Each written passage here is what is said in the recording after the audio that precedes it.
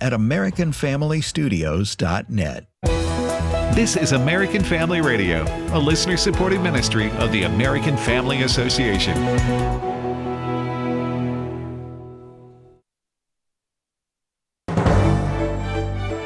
American Family News, I'm Bronson Woodruff.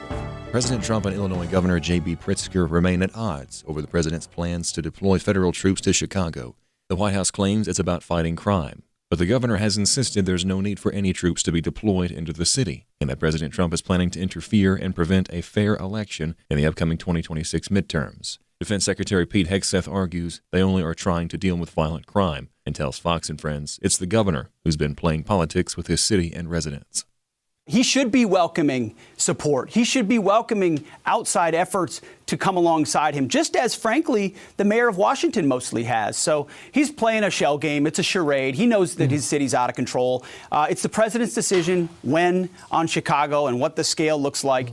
Chicago police data shows violent crime is down about 13% so far this year, with shootings, murders, and robberies all down by more than 30% compared to last year. This is also going on in other states. President Trump's announcement that he is deploying the National Guard to Baltimore, Maryland to fight crime is getting pushback from state and city leaders. Here's Fox's Tanya J. Powers.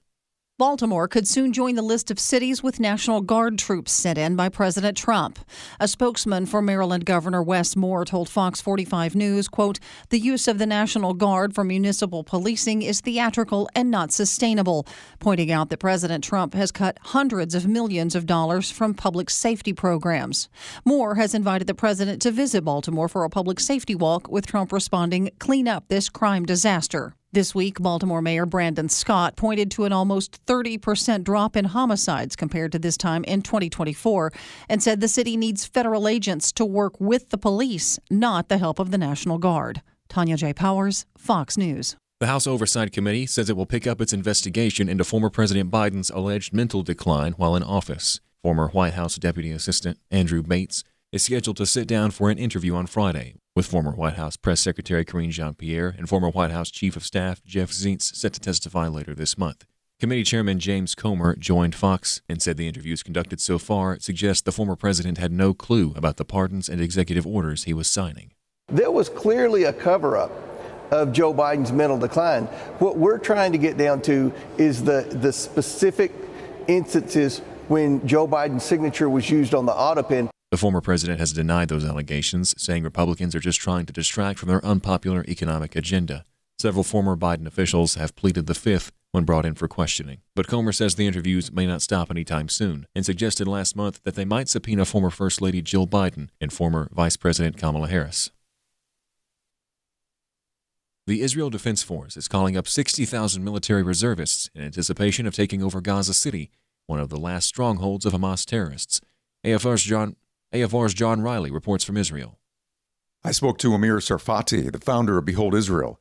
He says there is something the world does not understand when it comes to the war in Gaza. We're talking about every other house in Gaza has a shaft into a terror tunnel. Nowhere on planet Earth, anywhere in the world, we see a civilian populated area that is so infested with terror infrastructure under the ground. It's bigger than the metro of London or New York. I mean, you would walk on top, on the surface, thinking they're gone. There's thousands of them under the ground, heavily armored, well-nourished, and they are stealing all the UN aid that is coming in, and the UN is admitting. So basically, the only way to eventually decapitate Hamas is to go in, destroy the infrastructure, either let them surrender or kill the terrorists that are threatening us, and remove it from power. I'm John Riley, reporting from northern Israel. President Trump says the U.S. Space Command will be located in Alabama. This reverses a Biden-era decision to keep it at its temporary headquarters in Colorado. Huntsville, Alabama is nicknamed Rocket City. The Army's Space and Missile Defense Command is also located in Huntsville. You can find more news online at afn.net. For American Family News, I'm Bronson Woodruff. I'm Dr. Ray Rooney. The mission of American Family Association is to inform, equip, and activate individuals and families to strengthen the moral foundations of American culture and give aid to the church, here and abroad, in its task of fulfilling the Great Commission. AFA aims to evangelize the lost and disciple the believer. Thank you for standing with the American Family Association as we seek to stop the erosion of godly values. Welcome to Today's Issues, offering a Christian response to the issues of the day.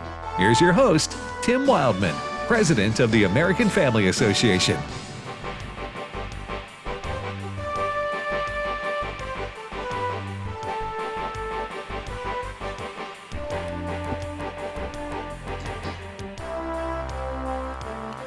Hey, good morning, everybody, and welcome to Today's Issues on the American Family Radio Network. Thanks for listening to AFR on this Wednesday, September the 3rd, 2025, and we appreciate your listenership. Joining me in studio is Ed Vitagliano. Good morning, Brother Ed. Good morning, Tim.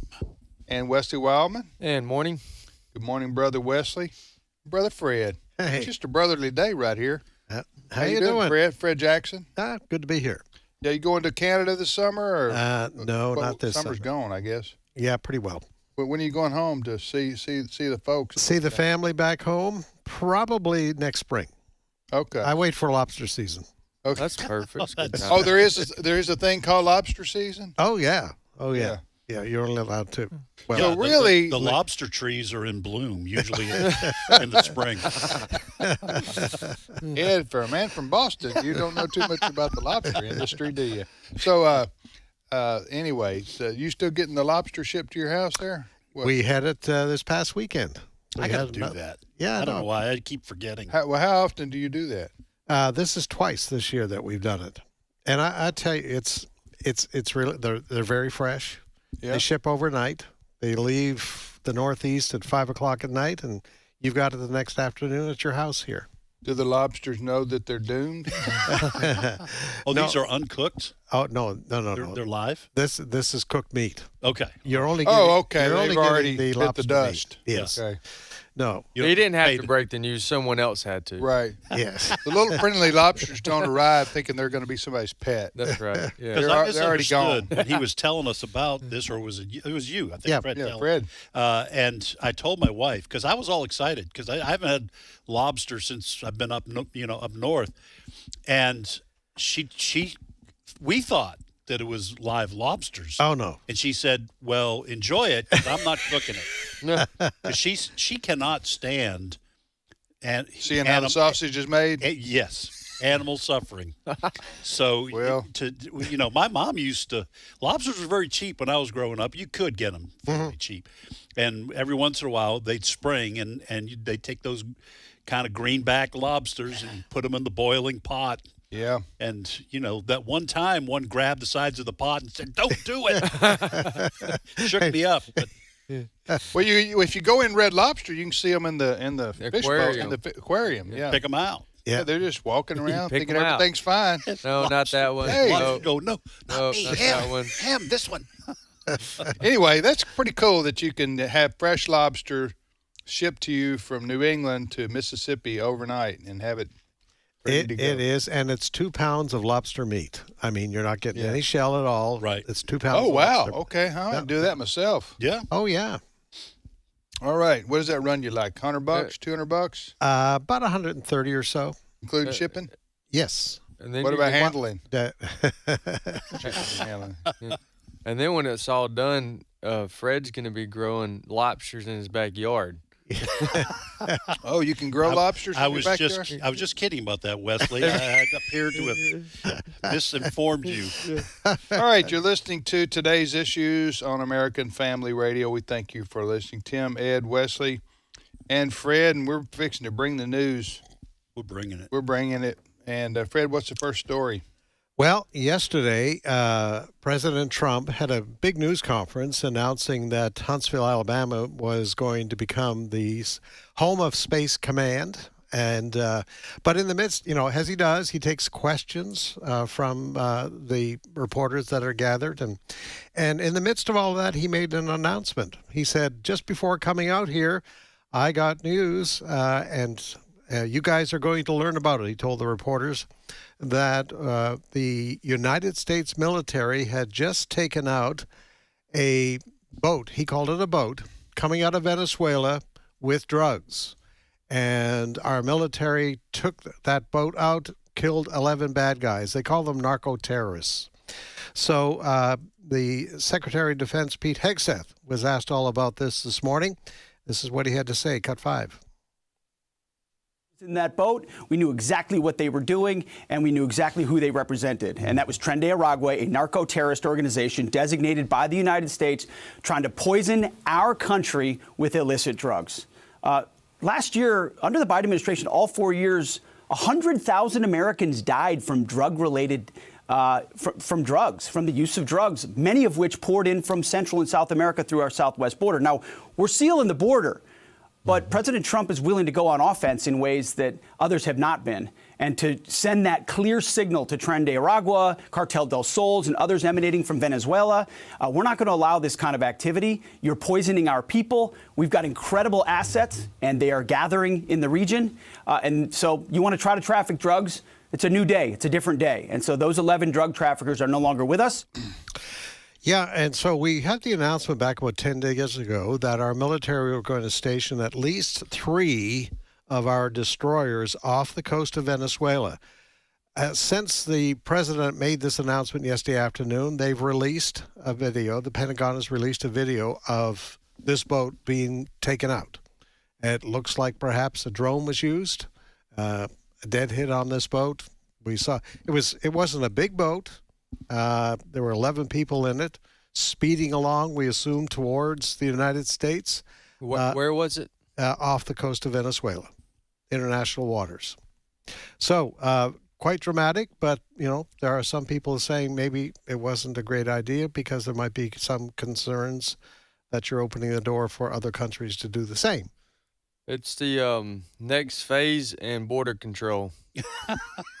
Boy, is it ever. Phase 5. Okay, I'm with you, Ed. I'm going to take an unpopular view. Yeah, I'm with you, brother. Here. Let's hold hands, okay? We're in this together. Because Okay. we're about to get lambasted by our listeners. Let's metaphorically hold hands.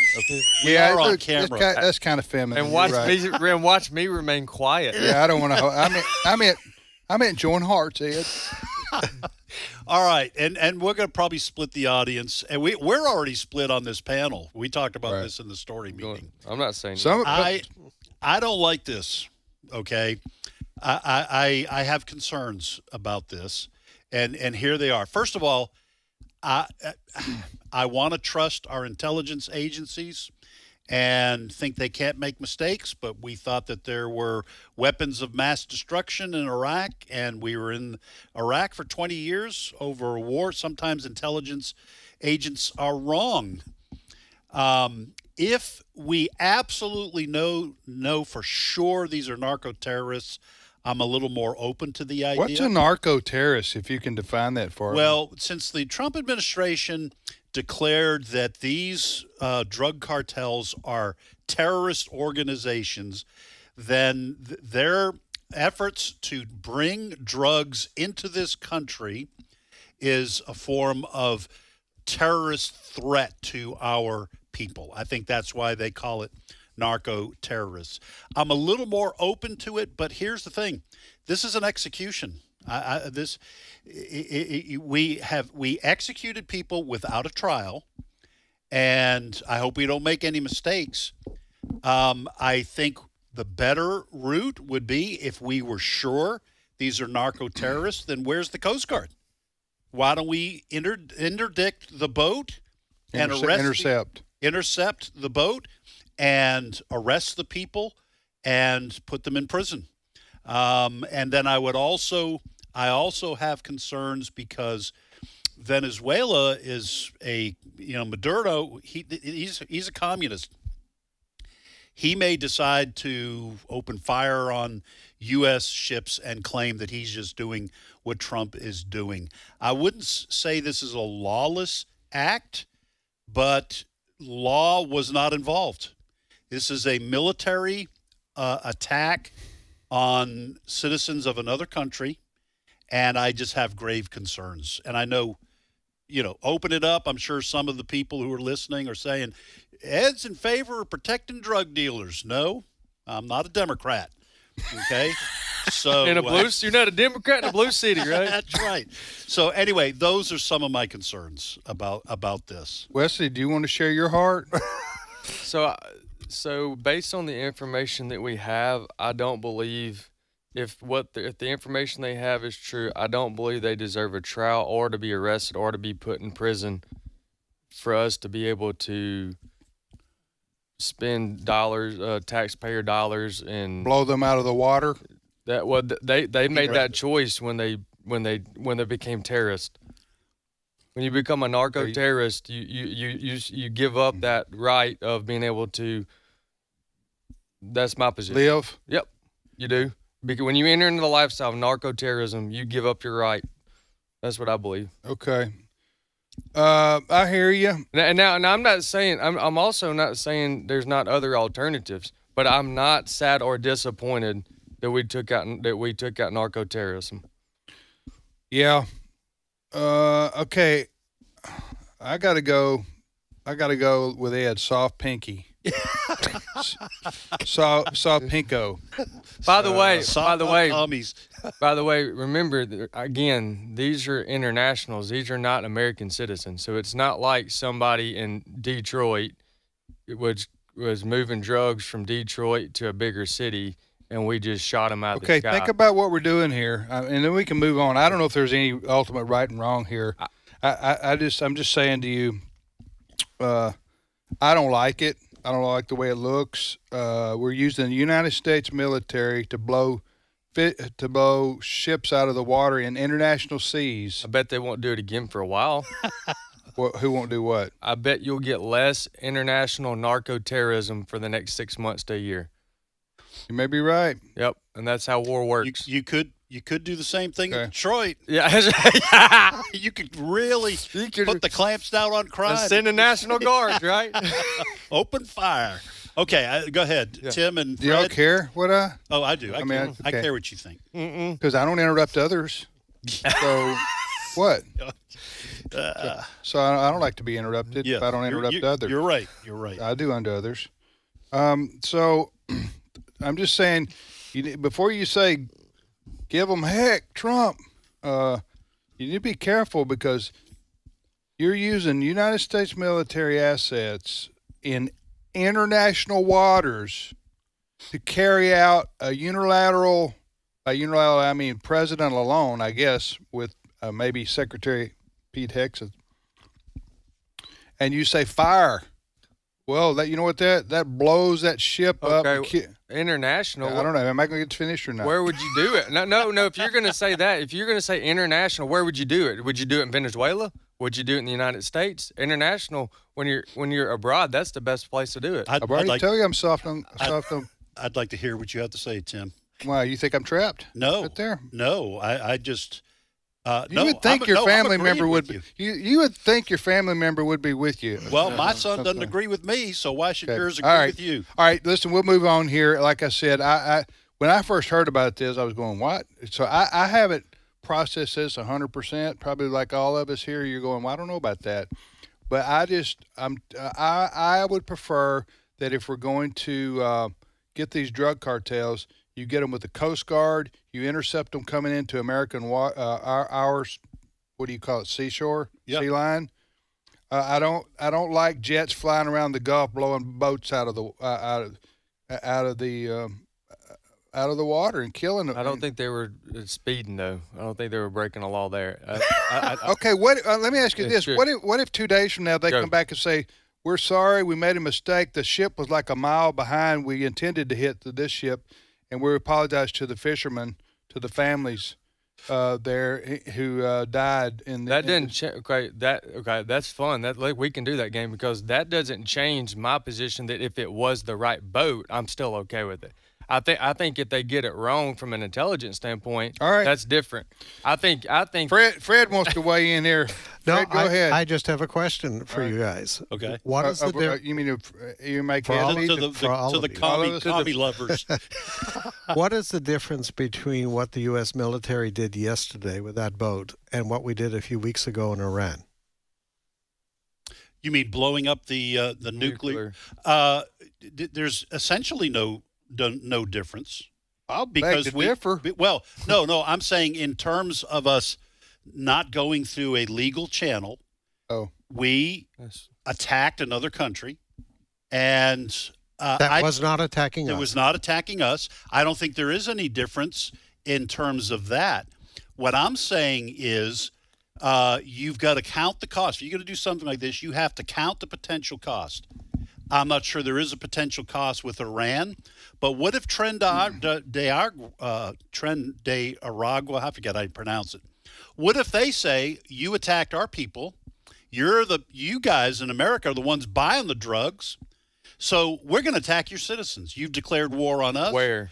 In the United States. Well, I'm just because it wouldn't last long. Well, maybe, but sure. Americans would die because we unilaterally decided these people are guilty enough to die on the high seas. That's a hypothetical.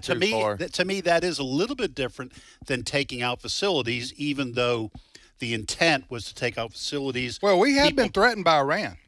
Yes. We've been threatened verbally over and over again by Iran. So this isn't something that was done without a provocation. It's a case by case. It's hard to find a perfect analogy. I'm just saying, when China blows a Taiwanese boat out of the water this afternoon down around the Philippines, and they go, they were carrying drugs that was coming into China. I don't think U.S. is not going to have any right to say no. You shouldn't be doing that. I agree. Yeah. Well, if you agree, you're agreeing with me on. The U.S. shouldn't be doing that out in the middle of the ocean. No, I'm not. No, I'm not. No, I'm agreeing that if China says, first of all, this is a hypothetical because I hold to my position on what happened in real life. But hypotheticals are important in determining consequences to your actions. So. Okay, so back to the China illustration. If China says that they have intelligence that says that they believe that this boat is a narco-terrorist organization that's coming into China, and they blow it up in international waters, I don't have a problem with that. Okay. All right. And by the way, talking about the Wild Wild West out there on no, on the high I'm seas. talking about military protecting its citizens. Okay, that's what I'm talking about. Military. Right, next story, Fred. Okay. And I, folks who are we have irreconcilable differences. I hope we have divided your households. Yes. Military. What good is the military if it can't protect its own national? That's right. Security? Military should be fighting. Oh, never. All right. Well, we need to go into Mexico. I didn't say go into. Well, for another non-controversial subject. Go out there in the Gulf of America then. Yeah. As is often the case when President Trump has an announcement about something, as he did yesterday about Space Command going to Huntsville, he wanders over and talks about other things. And yesterday... No, Trump? Yeah, he does that a lot. And that's what makes the news. And so yesterday, in the midst, he asked reporters, you guys got any questions? Well, of course they do. Yeah, sure. When are you going to send troops into Chicago? And the president had an answer for them, cut number 3. I didn't say when we're going in. When you lose, look, I have an obligation. This isn't a political thing. I have an obligation. When we lose, when 20 people are killed over the last 2.5 weeks, and 75 are shot with bullets. There's no place in the world, including you can go to Afghanistan, you can go to places that you would think of. They don't even come close to this. I would love to have him call. I would love the governor of Illinois. I'd be honored to take his call. All he has to do is say, sir, we need help. It's out of control. And everyone knows it is. He's not kidding anyone. Now, at the first of that cut, he said, I'm not saying when we're going to do it. but he prefaced the whole response by saying, "We are going in." To Chicago? Unequivocally, he said, "We are going in. I'm not going to say when." Now, needless to say, Going in with what? soldiers. National Guard. Yep. No, you're kidding me. No, sir. He said we're going in. He said, "We're going in, but as you said, I'm not going to say when." Now, he's not talking about, I'm with him on ICE.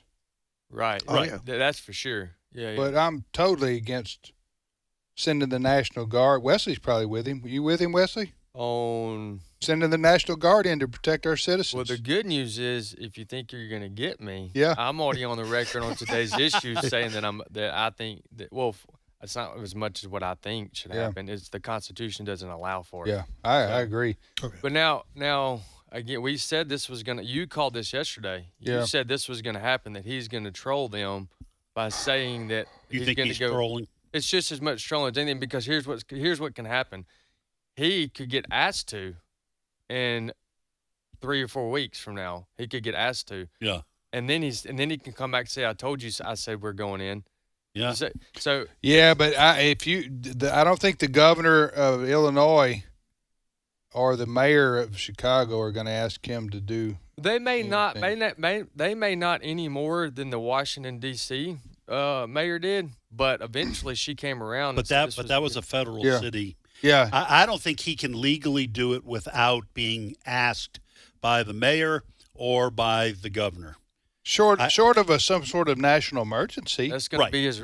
He's going to host and a rally. That's what he's saying. He's saying this is an emergency. I don't think he can get away with that. No, not what should be handled by the law, the citizens of Chicago themselves through their elected officials. You can't just have a president sending in federal troops. Yeah. To do police work. This isn't, the city's not burning down. Okay. Right. You're not having to restore order on that scale. Right. Yeah. So anyway, we'll see what happens here, but I think he's going to lose the vast majority of conservatives on this one. Trump is. If he says, "I'm sending National Guardsmen from Tennessee up to patrol the streets of Chicago," without cooperating with the Chicago Police Department, you can't do that. You can't do that. I don't. And by the way, folks, please don't. I don't email you. No, don't email me. I love 98% of what Donald Trump is doing as president. I'm a huge fan of what he's been doing, but you cannot. It's illegal. Well, the Posse Comitatus Act forbids federal troops from doing law enforcement duties unless it is in conjunction backing up the police department. And if the police department via the mayor says we don't want you, then it is illegal. The federal troops cannot occupy a city for law enforcement purposes. Is that what Trump's talking about? That sounds like what he's talking about. He says, "Yes, we're going in. I'm not going to say when." Is anybody on his team saying this is a bad idea? Not publicly. They're not saying it. Right. Not All right. publicly. It may be like Wesley's saying. He may be trolling them a little bit to get the conversation, or keep the conversation going, because Chicago, over this long weekend, over 50 shootings. That's horrifying. And in the last 12 hours, there have been 7 more shootings. Now, Pritzker, the governor, says we don't have a crime problem.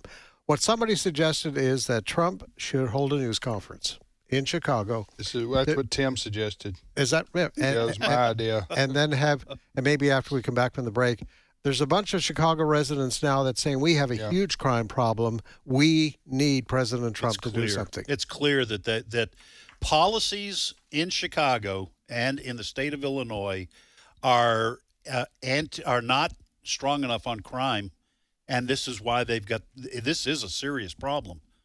So I think, do you have some sound from Chicago residents? I do. When we come back after the break, we do have a guest. We do. We're going to have, so we may have to push this later on in the program. But I'd like to hear from some of these Chicago residents. They know there's a crime problem. You can't have a long weekend without kids getting shot and people, innocent bystanders. This is a terrible thing, and this is the result of liberal policies I think Trump will back off this because he's going to be told by his attorney general he can't do this. Yes, he's not. I don't think he'll do it, but it's good. He's trolling. I get a little tired of my president trolling. Okay, that's for late night TV host. Well, by the way, Okay. you know what he said in his own in the own press conference? He What? said, "I wish somebody would take my phone away sometimes." Is that what Trump That's said? what he said. All right, we'll be back momentarily.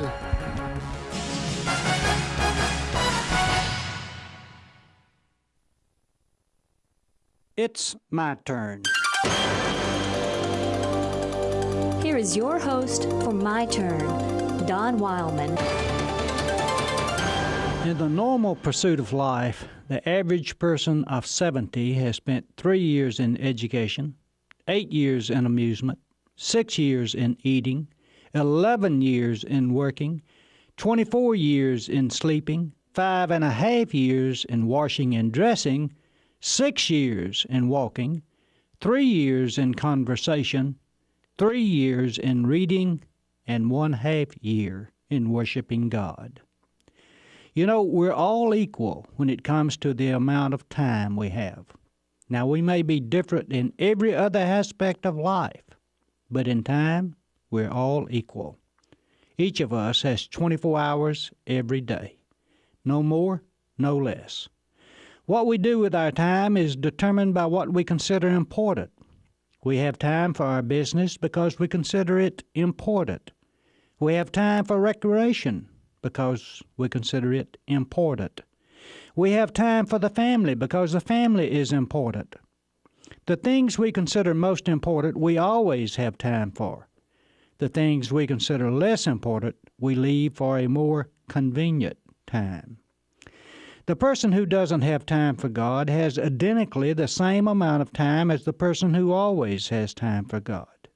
It's simply a matter of priorities, the things we consider most important.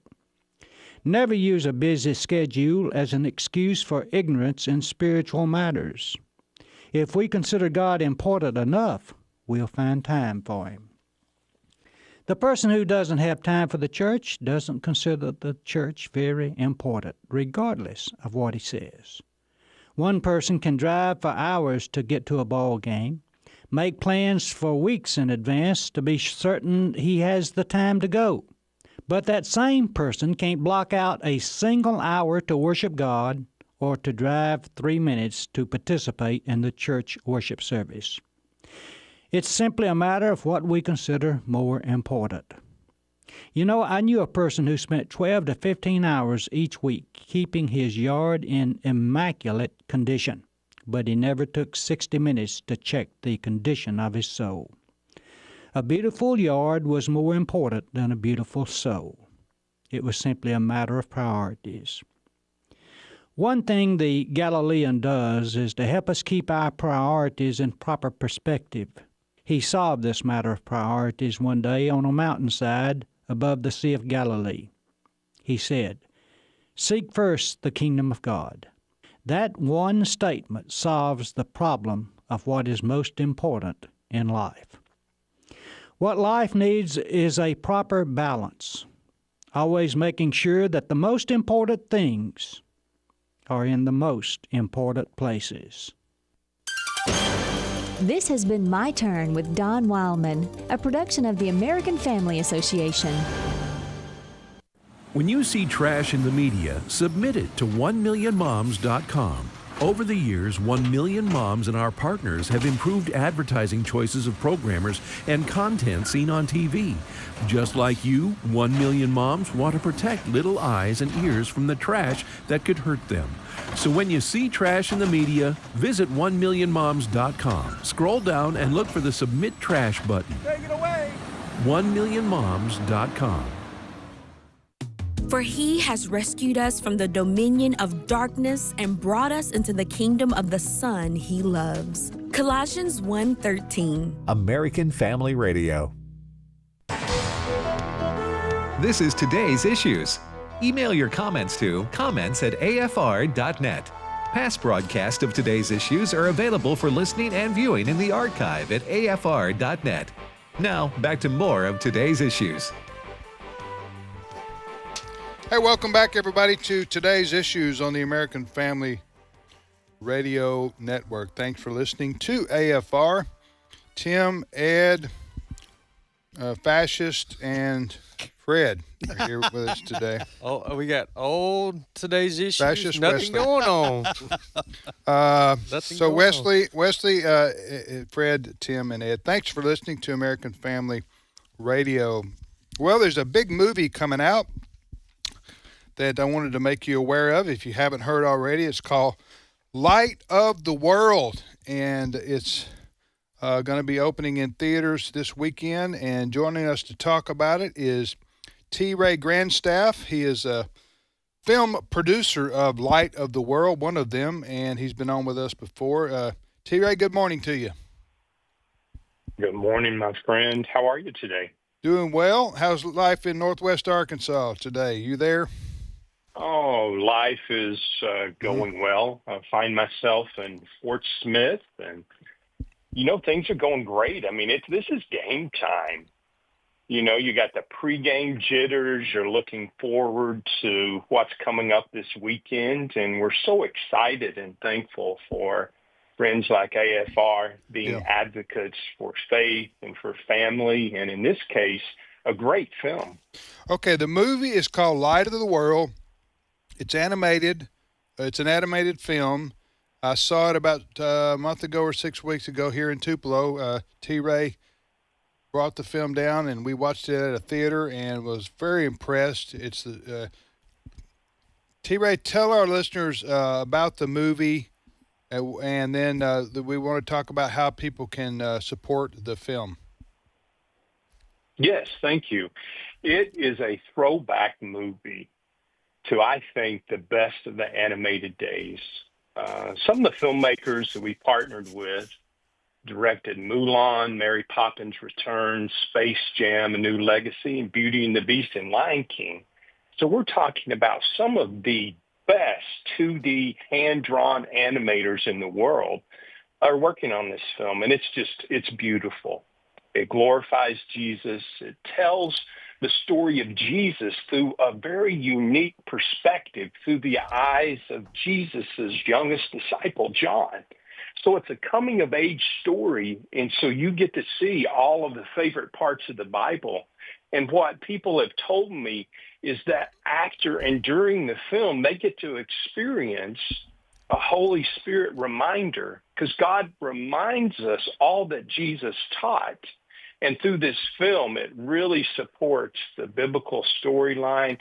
Plus, it's fun. It shows the beauty, the divinity, but also the humanity of Jesus. So we want to encourage people to support Light of the World coming out in theaters this weekend. And how do people find out which theater closest to them it's going to be showing? Yes, the best way to do that, you can even purchase tickets online at lightoftheworld.com. This film will be opening in 2,000 theaters throughout the U.S., 95 theaters in Canada, and 36 other countries. Now, what's unique about it, Brother Tim, is that we made it from a nonprofit perspective. And so that's very unique. And the reason we did that is we didn't want private investors because we weren't going to have any creative compromise.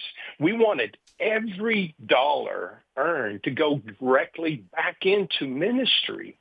And so after theatrical and then in streaming, we're going to pull these revenue sources to be able to translate the film into 140 languages over the next 5 years to give away to global ministries and local ministries worldwide to be able to further and use in the hands as a tool for them to be able to reach the audience God's called them to do. And so our hope and our desire and what we're striving for by God's grace is that 1 billion people will come into contact through this film and get to know Jesus a little bit better. 1 billion, that would be, you're talking about over time, obviously, but that would be... yes, over 5 years. Okay, that would be 1/6 of the world's population if that were to happen. Well, I'll just tell you, T. Ray, it's a great idea to have an animated film, because you're going to get a lot of parents who take their kids to see it. It's obviously going to have an impact on children, but the adults with them, both at the same time. It's kind of a sneak attack. Yeah. The adults are going to hear the gospel, and they're going to learn about Jesus, while they're taking their kids to see a kids movie, an animated film kind of thing. Even though I'm sure animation-wise, you'll get a lot of adults who like to see that kind of stuff anyway. And trickery is a good virtue on the part of Christians. Ed, I think you're onto something here. No, I'm just. I'll be wise as a serpent. It's not trickery, right? You're trying to appeal to as many people as you can, right. And animation. Parents think, okay, I'll take my kid to see an animated movie about Jesus, and you're right. Then they see the story themselves. Their guard is down. And the sooner that you have an impact on a person's life, obviously, aka a child, the more likely you are for them to stay with Christianity as well. Amen. All right, folks, we're asking you to do something. Support this movie. It's called Light of the World. It's outstanding. I saw it, and it's an hour, and what is it, an hour, 20 minutes, something like that? It's 83 minutes, yes. Okay, well, you're being technical. I was just, I said an hour. I had to pull that out. Well, I said hour 20, and you went 83. Anyway, so the movie is going to be out. Is that Friday night or is it Saturday? When does it start? Yes, it's Friday night, and in some areas it begins tomorrow night. Okay. But in 2,000 theaters, it starts Friday night, runs throughout the weekend. And what's so important is, after watching the first week of college football, good teams can lose their first game, but still come back and win the national championship. Right. But what's important for our friends and those followers of Jesus to understand, in this system, you've got one time to show up, and it's the opening weekend. And based on that opening weekend, we get to stay in theaters, week 2, 3, and 4. So our encouragement is to while others want to curse the darkness of talking about negative things, we want to hold up the light of Jesus. And one way to do that is to send a message opening weekend. We believe in faith films that truly matter. We believe in Jesus. And so let's make a statement opening weekend, this weekend. And you can do that by going to lightoftheworld.com and order your tickets. All right, T. Ray. Well, we wish you the best for you. We pray for this movie to be seen, by, who knows, millions this weekend. We hope and pray, and that it ministers to Amen. People and changes lives. I know that's your wish and desire, and all the team that put this film together. Again, folks, the easiest way to find out where the movie's going to be showing near you, and it's 25. How many places? 2,000. 2,000.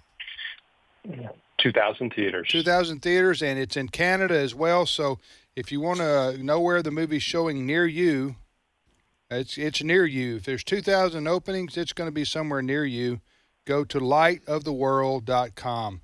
lightoftheworld.com. All right, T. Ray, thanks so much for being on with us. We will certainly lift you up in our prayers. Thank you, guys. Great to be with you. Okay. Thank you. All right. That was T. Ray Grandstaff joining us from Fort Smith, Arkansas. And I did see them. You didn't get to see it when it was here, did you? I did not. Yeah, but I think your grandkids did. They did. Yeah. I don't know what we were doing. I thought I was going to use, because I can't remember what we were doing. You're probably out hunting narco terrorists. I thought we were at a ball game for the kids. But I don't know if y'all remember. We're picking up on this, but y'all are losing that one, so I wouldn't keep bringing it up. I wouldn't keep bringing it up. I'm converting over to you. I just say bomb them. Bomb them.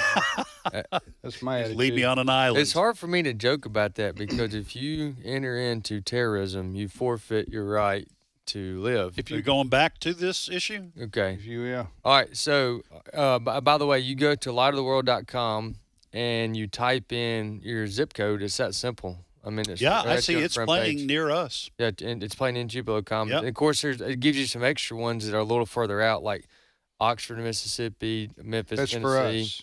Germantown. Yeah, if you type in our zip code. Right. So you right. can type in yours. So, yeah, I mean, if it's in Tupelo, Mississippi, it's going to be. It's 2,000 cities all over America. I want to go back to this Space Command for just a minute because that was a big story yesterday. It was one of the things President Trump talked about.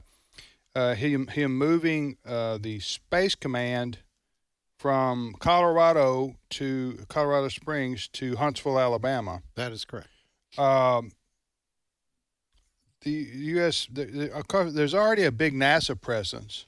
Very big. In Huntsville. It's called Rocket City, right? That's correct. So did President Trump elaborate on that at all? Or well, is there a reason for moving it? Yeah. He said, well, it was recommended.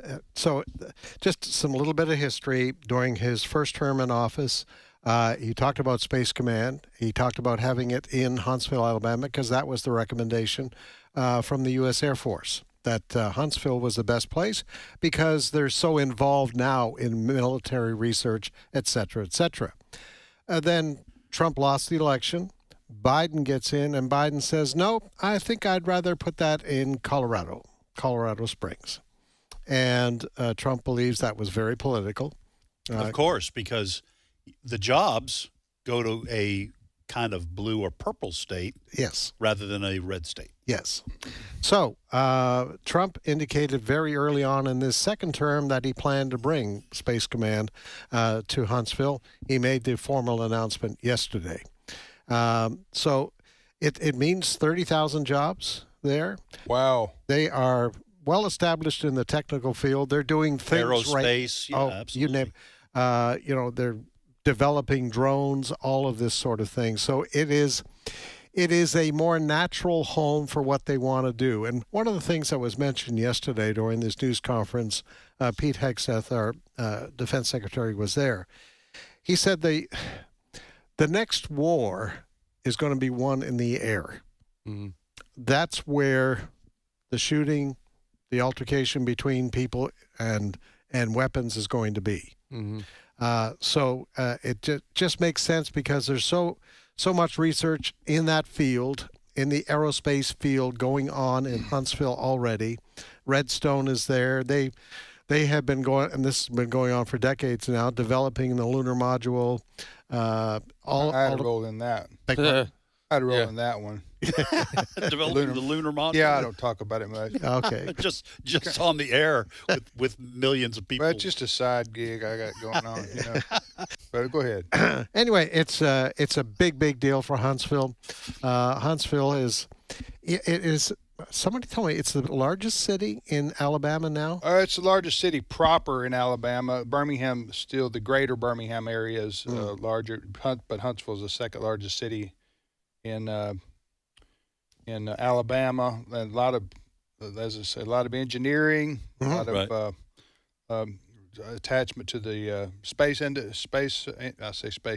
the NASA and so forth. You know what Jeff Foxworthy says? You know? Do it in his voice. Do it in his voice. Huh?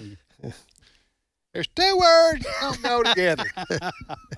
Two words that don't go together. NASA and Alabama.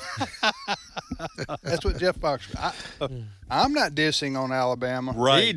He did it. Jeff Foxworthy, in his uppity Georgia attitude, is dissing on his Southern brothers. Yeah. You know, when he says Some that. people say. Some people. No, that is a joke. That's before some people say. That's what it was. That is a joke Jeff Foxworthy uses, though. Two words that don't go together, NASA and Alabama. But that is right, what Fred's talking about.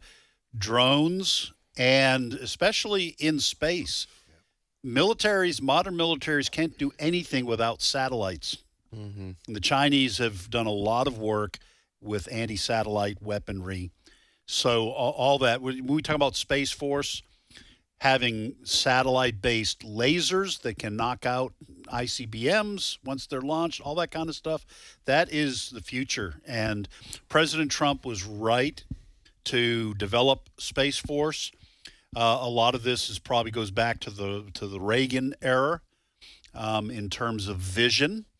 And we don't want to get, I don't know if we are on par with the Chinese in terms of that. I think probably we have our U.S. military probably has a lot of technology that we don't know about. I hope so.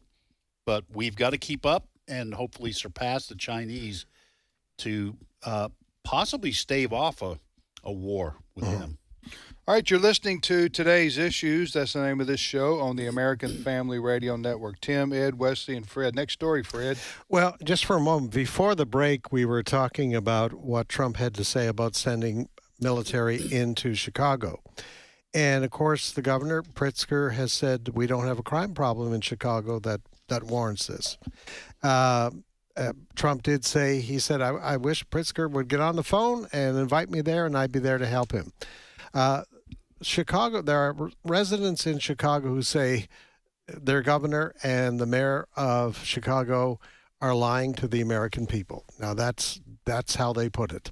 And here's a bit of an example of a Chicago resident who says, there's no question, we have a huge crime problem in Chicago. Cut 2. The fact of seeing seniors getting killed, our children getting killed, mothers getting killed, young men getting killed, and we are not getting any help at all. It's starting to become normalized. We're dealing with a progressive Democratic gang. I call them, they are the real gangster disciples, the city of Chicago Democratic machine. This machine has been like this for a very long time, and no one has ever challenged it except in 2023 when 22 million illegal immigrants came over from the previous administration and 70,000 were placed in the city of Chicago. They are trying to make the city of Chicago a socialist, communist city, and it simply cannot be that. Well, that's we talk a lot on this program about the amount of crime in the inner cities of America. We also note the high prevalence, percentage-wise, of young black males that commit these crimes. But you know what?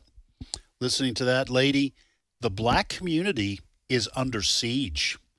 There's a lot of innocent black people in these big cities who are just victims. They're either victims or they're victims waiting to happen. Mm-hmm. And they listen. You hear this woman talk about adults, about elderly being victimized, mothers and children being shot by with drive-by shootings or criminal activity. They feel it more than anybody, and the Democratic Party better watch out. It would be a sea change, that's for sure. But they may allow so much crime to go on that they start losing the black vote, because these are people who want their kids to get educated. Why isn't the Democratic Party in favor of school choice? They want their kids to be family oriented. They want them to be safe. And if you can't, and they want them to have grocery stores. They want them to have drug stores that stay open in their neighborhoods and don't shut down because of all the theft. We're talking about the basic necessities of life. And if Democratic policies are seen as taking that away, you could start losing the black vote. That's a long shot, but stranger things have happened. I think in general elections or even statewide elections, that may be true. And I think that's where you could actually see a pushback towards the Democrats.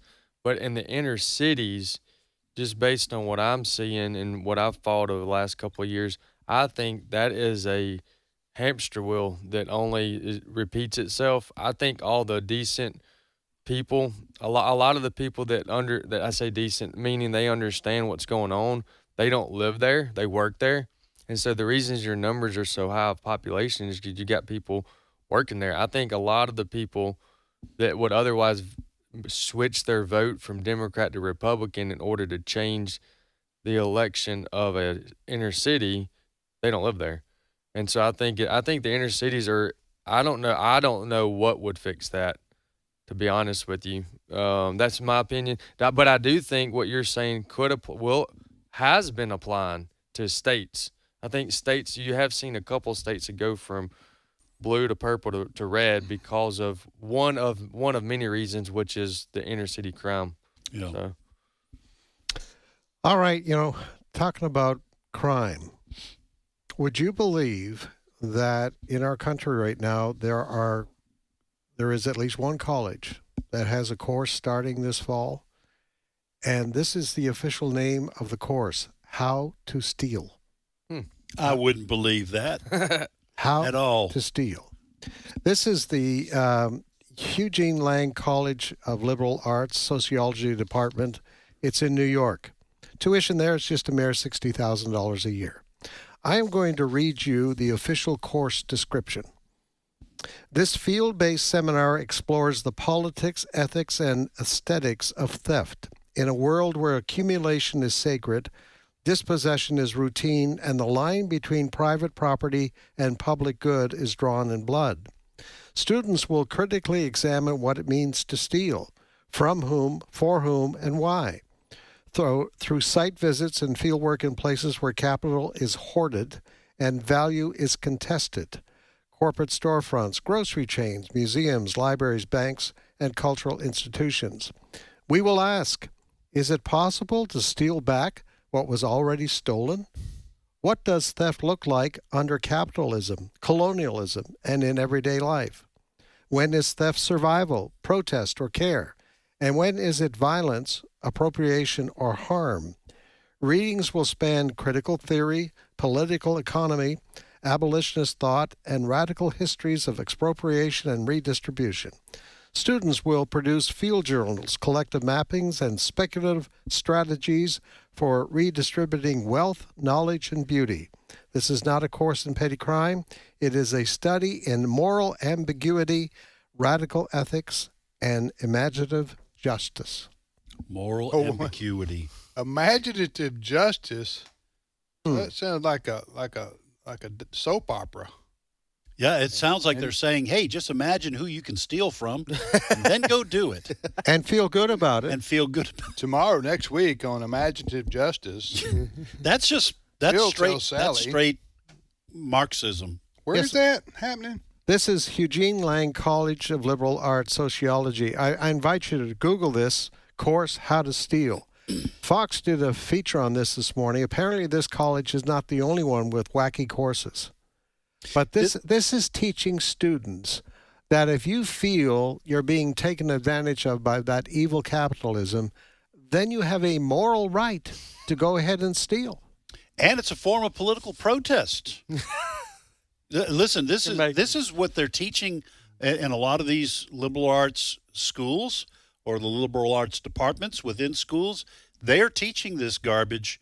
It is preparing kids to be Marxists and socialists who believe that if you overthrow the republic, we'll get true justice. And what they'll find out is you can vote your way into communism, but you got to fight your way out.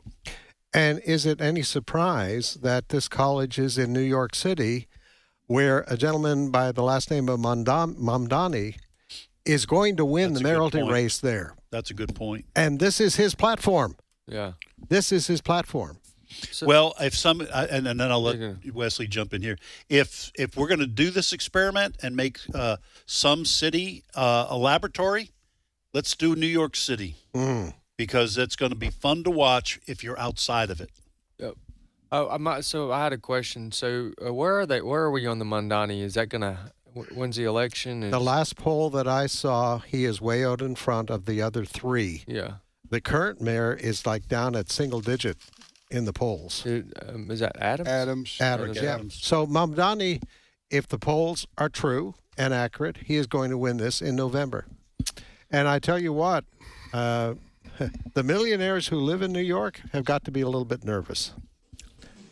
And the corporations. Yes. Listen, he wants government-run grocery stores, and this is the part of statism, whether it's fascism or communism, that people don't understand.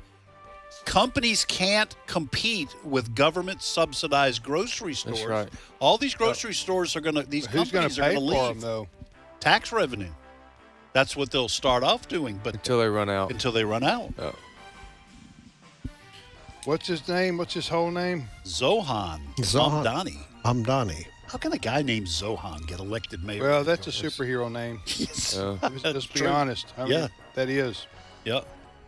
All right, we will return with more of today's issues after this short time out. We'll see you back here in a few minutes.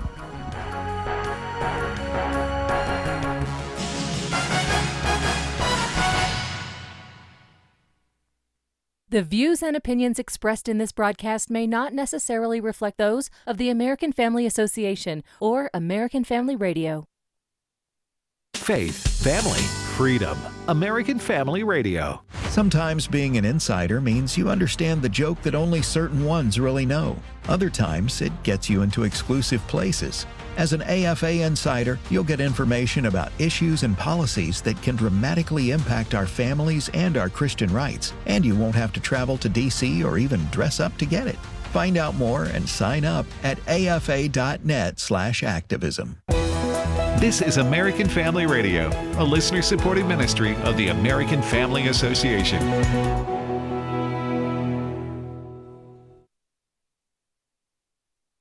For American Family News, I'm Bronson Woodruff. President Trump revealed on Tuesday the U.S. military conducted an airstrike on a boat that he says was filled with Tren de Aragua gang members trying to smuggle illegal drugs into the U.S. The president released a video of the strike on Truth Social, saying the strike occurred while they were in international waters and that it resulted in 11 deaths. Defense Secretary Pete Hegseth says this strike was meant to send a clear message to cartels who are looking to do the same, and dismissed claims by critics that the video is fake during an interview on Fox and Friends. We knew exactly who was in that boat, we knew exactly what they were doing, and we knew exactly who they represented. And that was Tren de Aragua, a narco-terrorist organization designated by the United States trying to poison our country with illicit drugs. The president has claimed the Venezuelan government is controlling the Tren de Aragua gang, something contradicted by a declassified U.S. intelligence assessment. Israel is going ahead with the next stage of the war with Hamas. Fox's Greg Palkett reports from Tel Aviv. Officials addressed recently called up reservists as they ramp up operations in and around Gaza City. IDF Chief Zamir said the invasion of Gaza City has begun. There had been fears that due to low morale, not enough troops would show up. Meanwhile, Israel was racked today with what was called a day of disruption, with barricades set, public buildings attacked, all by protesters calling for the end of the war and the release of the remaining hostages. Police said a Houston man is now charged with murder in the fatal shooting of an 11-year-old boy who was out with friends ding-dong ditching. It's a prank where you ring the doorbell of somebody's home and run away before they can answer the door. The 42-year-old man is identified by authorities as Gonzalo Leon Jr. He was taken into custody and booked into the Harris County Jail in Houston. According to police, the boy is identified as Julian Guzman. He'd been out ringing doorbells as a prank with some friends late Saturday. A report says the boy was shot in the back as the group was running away. The Department of Justice looks to block Illinois from giving financial aid to undocumented students. Fox's Jeff Manasso reports.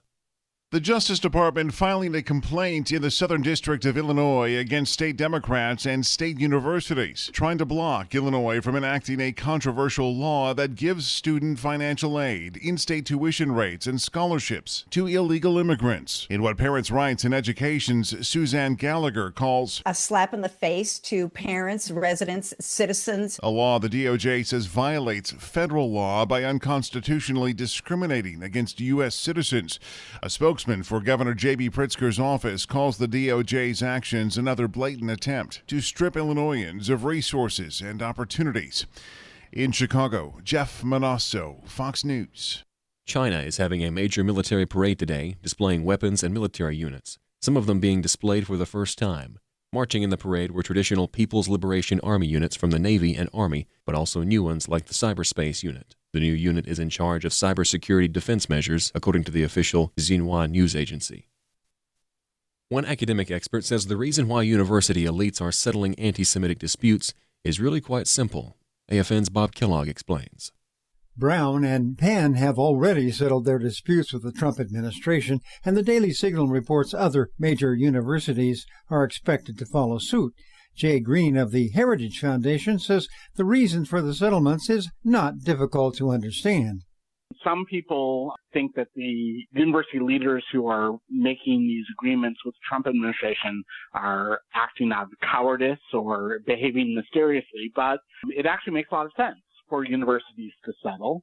The first and most important reason why they're settling is they're guilty. He says another factor is that the trustees want to settle to enable them to implement reforms they have desired for a long time. Where they're legally responsible for discriminatory behavior, but they don't have the authority to stop it, either by controlling discipline or controlling hiring. That has been left to groups of radical faculty. He says trustees prefer to blame the Trump administration as the reason they are settling in order to deflect the anger from uncompromising faculty. I'm Bob Kellogg. For American Family News, I'm Bronson Woodruff. God is at work and He's calling His people to rise in truth. Truth Rising is a powerful new documentary from Focus on the Family and the Colson Center. See how ordinary Christians choose courage in a culture that needs truth. Watch Truth Rising starting September 5th and find out how you can be a part of the change and become an agent of restoration. Sign up at truthrising.com. That's truthrising.com.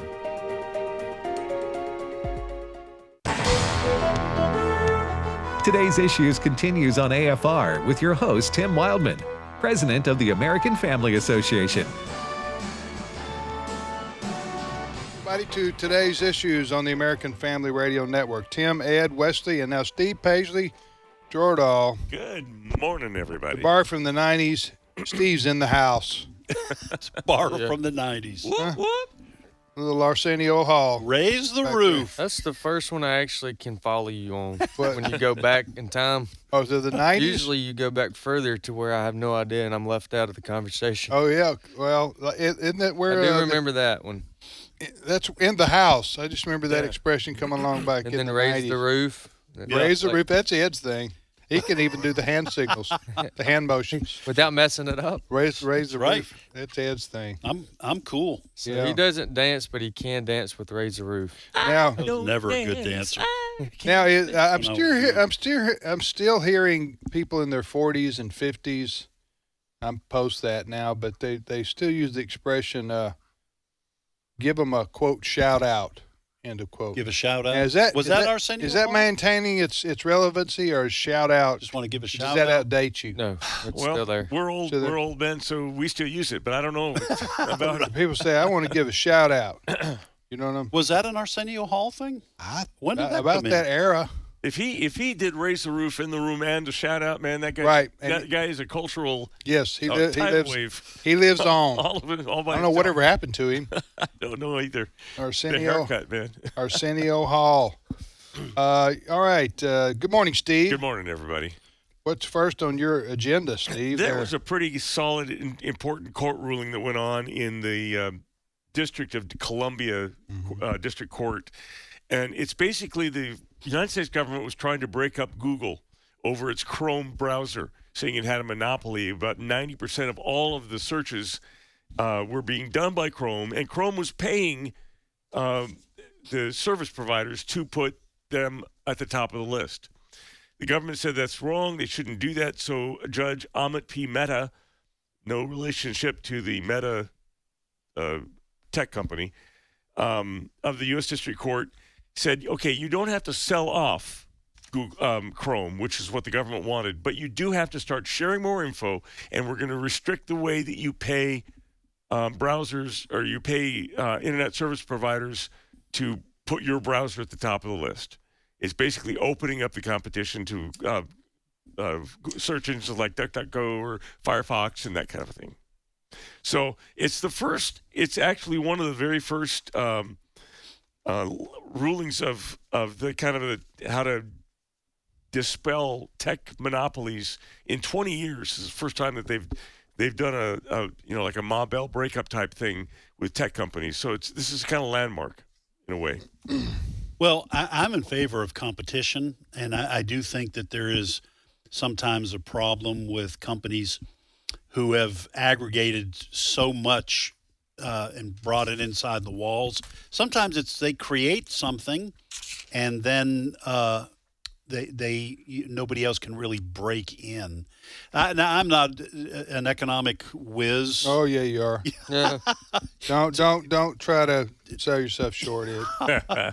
So in terms of breaking up, monopolies, trust busting and all that goes all the way back to the early 1900s. Yeah. I generally think it's a good idea to open up. Now, I don't know the specifics about this as you're explaining it. I understand it. 15 minutes from now, I probably would not be able to explain it, but that does make sense. Google is very, very dominant. What's the difference between Google search engine and Google Chrome? Okay, so Google is the name of the company that owns the search engine Chrome. Chrome is that if you look on the bottom of your tray of your computer, there's a Chrome icon down there. Is that it? Yes. That's the browser, right? The browser, right.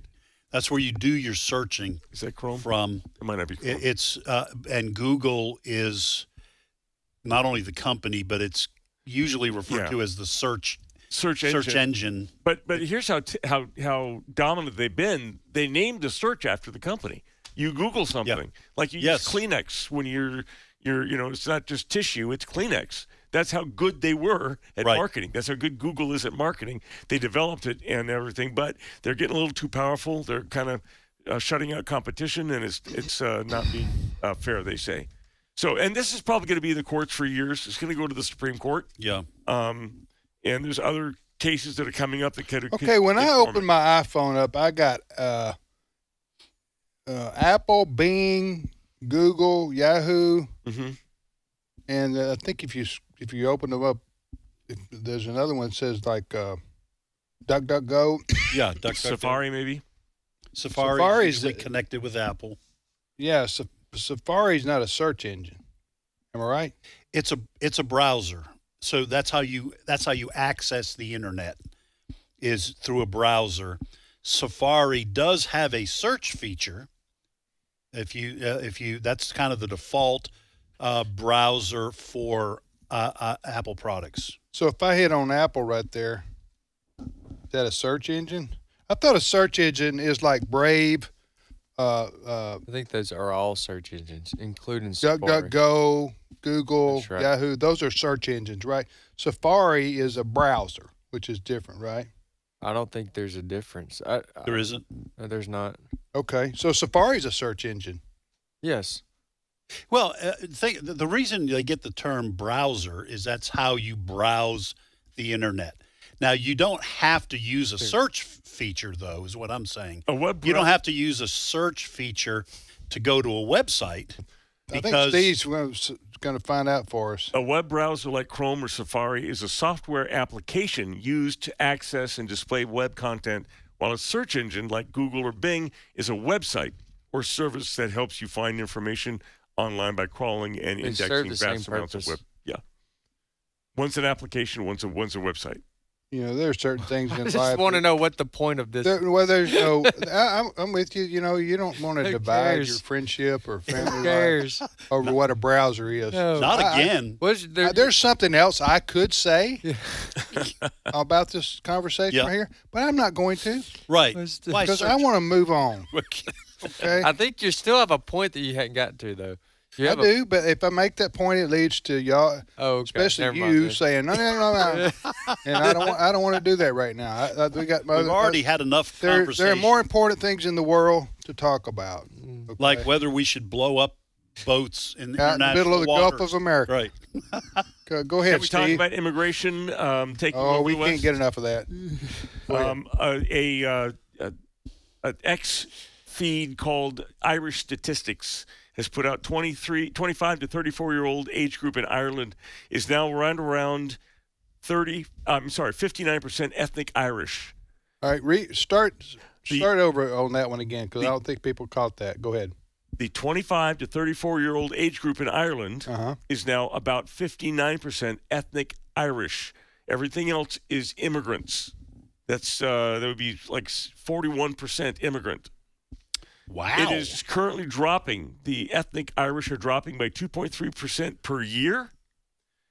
Why is that? Because they're not having babies. Not having babies. Not having babies. Why not? They're Catholics. Well, Ireland's probably Catholics in name only. But yes, and most people, when they don't have babies, it's not really a religious issue to them. I think it's a kind of a money issue.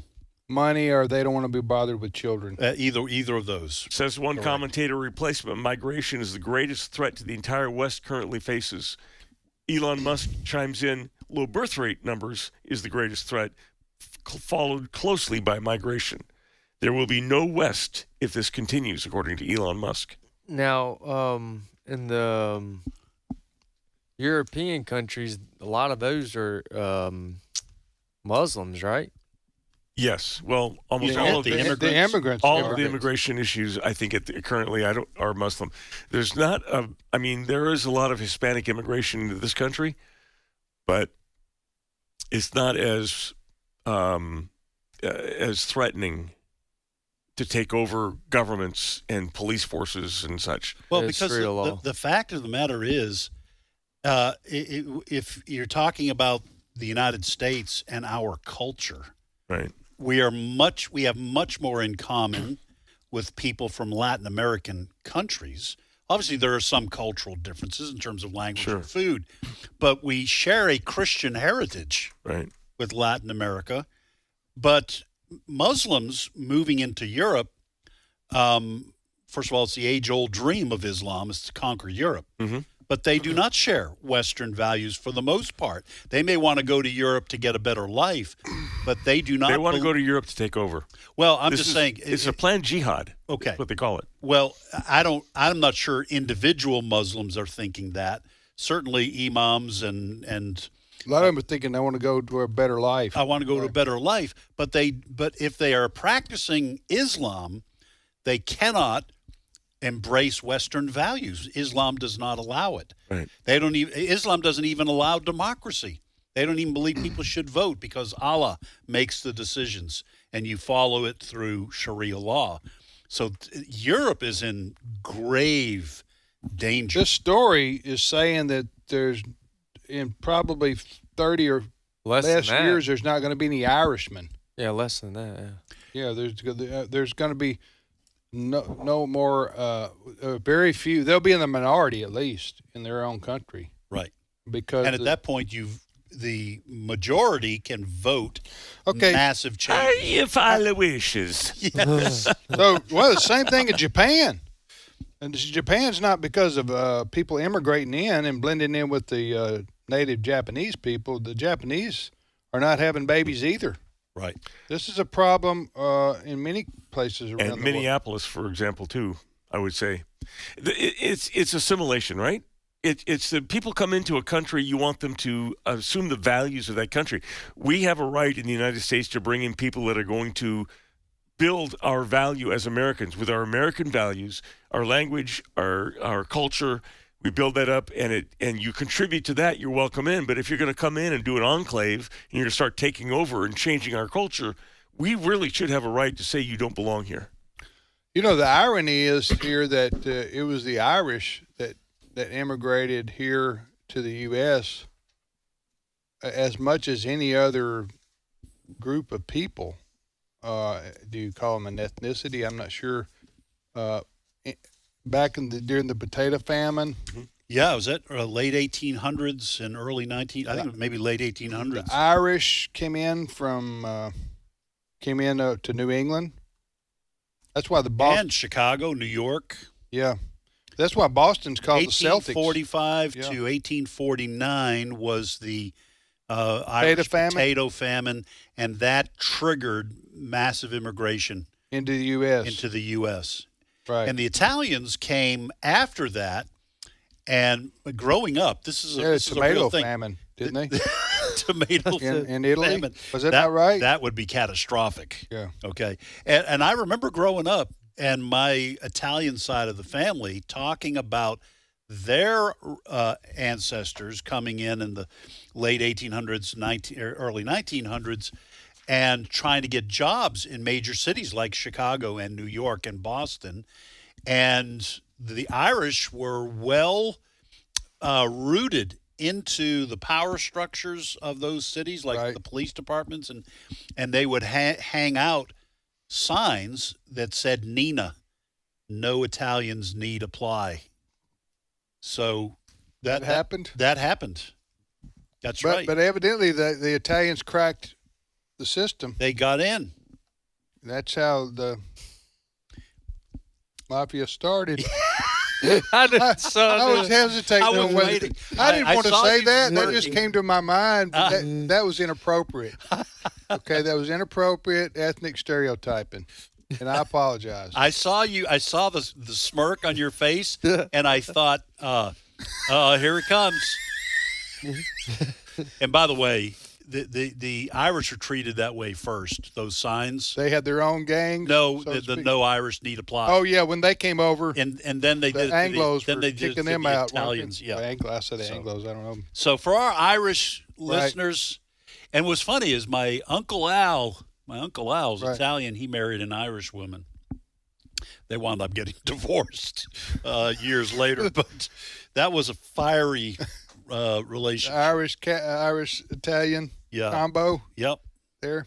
All right, you're listening to Today's Issues on American Family Radio, but the birth rate is being way down in Europe and some Asian countries. In the United States and Canada even is a serious problem. And so I don't, who knows? We may not have any Irishmen in 50 years. Who are these people? We may be studying them, studying the lost country of Ireland. I remember writing some articles for our magazine, now known as The Stand, back in the 2007, 2008 time where there were people saying there may not be any Russians or Italians because their birth rates were so low that in a generation or two. And by the way, what this means is if a man and a woman have to have two kids to replace themselves. That's what they call it, the replacement rate. And then a tenth of one to keep the momentum. A tenth is 2.1 is considered the replacement rate, and that covers infant mortality. That 0.1.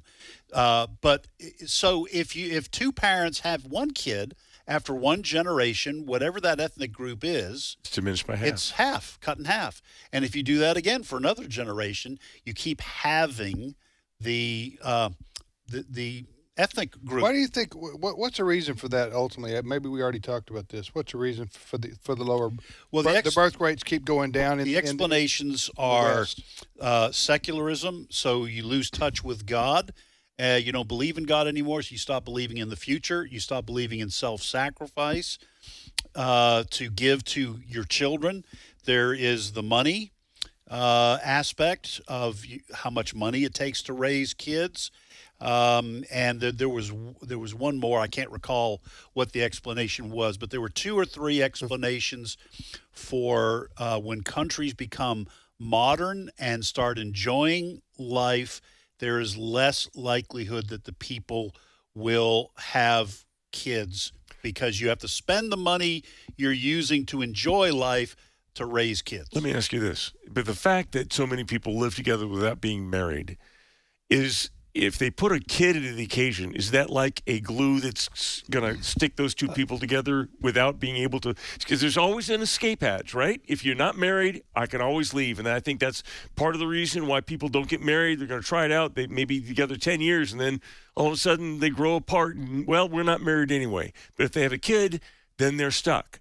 And it's a glue that holds a family together. And so I think it has the cohabitation is probably on those are probably all valid. Having kids used to be a little bit more of an impediment to getting quick divorces, no-fault divorces. I'm not sure that's true anymore because at least some percentage of these divorces. It's not true anymore. Okay, go ahead. Yeah, I'm just saying it's not. Hey, I was going to ask you about your third one. Would that be the lack of human life or care or value of life? That could be. Third reason why the decline in He birth mentioned rate? two. The first one you mentioned was, I think, by far the number one cause, but there are obviously other ones as well, and I think the value of life. And then you look at the abortion in European countries. I wrote the article 18 years ago, and I can't recall all the reasons that the experts said. But well, I think having the birth control pill. Yeah, that was a game changer too. Yeah. Huh? And then the abortion pill now. Yeah. Mm-hmm. And all those I do think secularism, that is the loss of respect for God. God says, to be fruitful and multiply and replenish the earth. It used to be the only commandment that the world would obey, but not anymore. Right. Yeah. And and by and large, they devalue family. They devalue that kids are a burden instead of a blessing.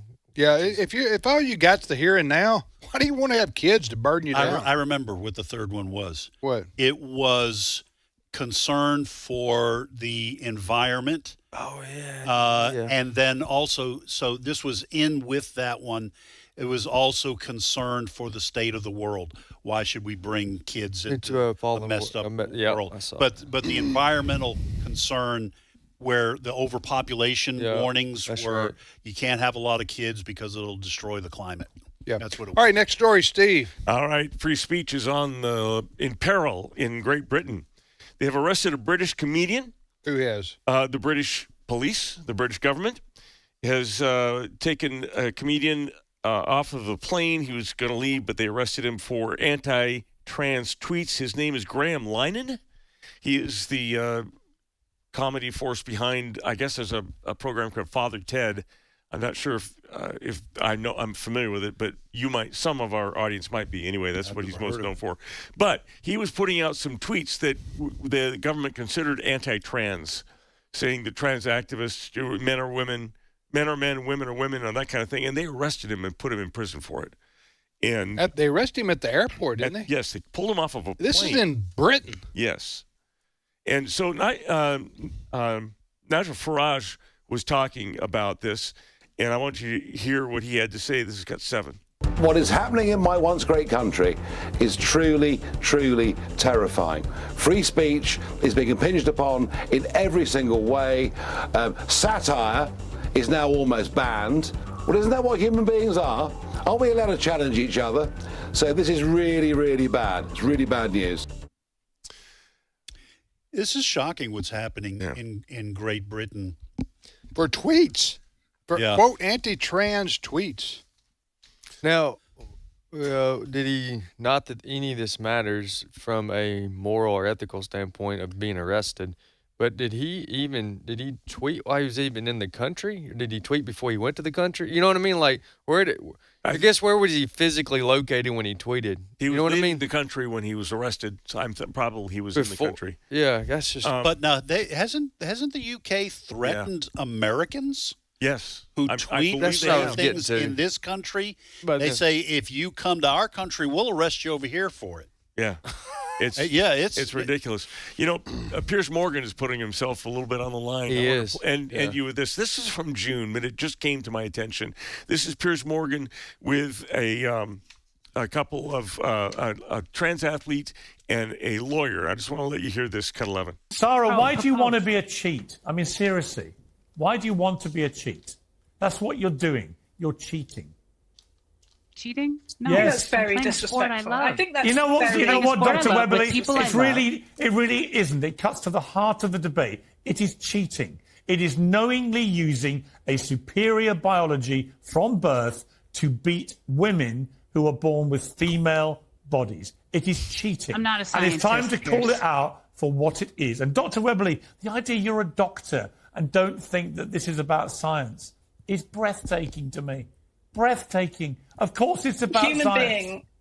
I'm a doctor, I'm a human being, I'm a compassionate person. What's that got to do with it? Why aren't you compassionate to women who are losing gold medals to men? I don't understand why you have this both of you have this huge thing where we have to, not one single woman must be affected by these terrible trans people. What about inclusion? We are living in a world where we want everybody it's got nothing to do with inclusion. This is where the trouble starts. That's a brilliant takedown. Yeah, he dunked on her. Yeah. which is okay. Sarah Weiss is a trans pickleball man player. dunked on the woman. Yeah, we do have pickleball. We do have an announcement we got to make before the end of the program. Okay. This weekend, I start my podcast on AFR called National Security Military Force. Oh, you got me on that one. Saturday I did at too. I was thinking, man, where are you finding the Saturday time to do a podcast? at 5 a.m. in the morning. That's when you you need the to time. Start your weekend with your kids. Yeah, 5 o'clock in the background. All right, we're out of got time. me. We're out of time. We thank you for yours. Tim, Ed, Wesley. Yes, I thought I spoke in third person there. Fred. Brent Creeley, our producer, Steve, and Fred. See you back here tomorrow, everybody.